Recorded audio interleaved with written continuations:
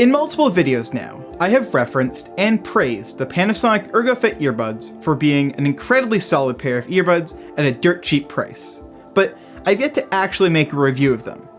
Well, here that is. So let me tell you why these $9 to $14 earbuds are best in class literally a decade after they first hit the market. Strap in. Let's get right down to brass tacks and talk sound quality. The $20 Apple EarPods are often cited as a perfect baseline for music listening.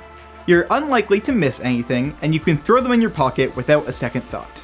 Well, the ErgoFits are better sounding in nearly every way while costing half as much. I am consistently surprised by how good these earbuds sound.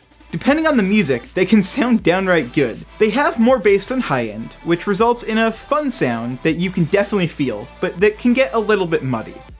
They lack a ton of treble, which is surprising, but they also lack mids, resulting in a thumpy and lower mid-heavy sound. And for those curious, here's the frequency response graph, courtesy of Artings. Finally, instrument separation is a weaker aspect of these headphones, but passable.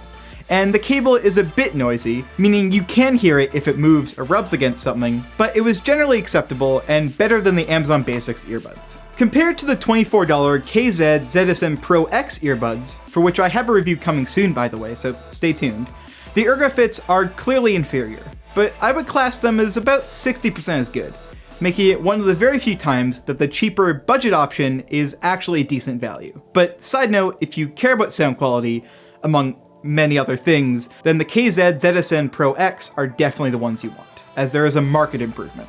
For an optional $5 extra, you can get an inline microphone, which is what you're listening to right now, and it's perfectly adequate for all the calls that surround our lives these days. But it's nothing to record your next podcast or Let's Play on. In the comfort department, they come with 3 sizes of ear tips in the box, and I found them overall to be perfectly fine. Nothing to write home about, but nothing that hurt. And these will certainly be compatible with more ears than Apple's offering. Durability-wise, I have managed to break a fair few number of pairs, but for every pair of these I've broken 2 pairs of earpods, so maybe I'm just tough on earbuds. Regardless, these are pocket and bag stuffing approved, and the biggest culprit for losing functionality is losing the itty-bitty rubber tips that so love to pop off randomly. The elephant in the room here is the 3.5mm headphone jack, which is certainly being phased out, and it's disappointing that a USB-C version of these doesn't exist yet. But from my laptop to my Switch, I still have a fair few number of headphone jacks in my life on the go, including still one on my phone. Somehow. But if you don't, then dongles are pretty cheap too, and we'll still keep them under the price of Lightning earpods. So to conclude, these quite possibly might be the best sound for your dollar out there. They're fun sounding enough that few people will have complaints about the sound, but obviously don't go throwing out your studio monitors or reference headphones for a pair of these. But as for a pair of cheap earbuds to keep in your pocket or backpack, or to simply have in a drawer for a rainy day, then these are the earbuds for you. And I recommend everyone have a pair of them somewhere, so you'll always have a decent sounding set of earbuds around. These are seriously one of my favorite pieces of budget tech that I own, and I can't recommend them enough. I'll catch you all again next time.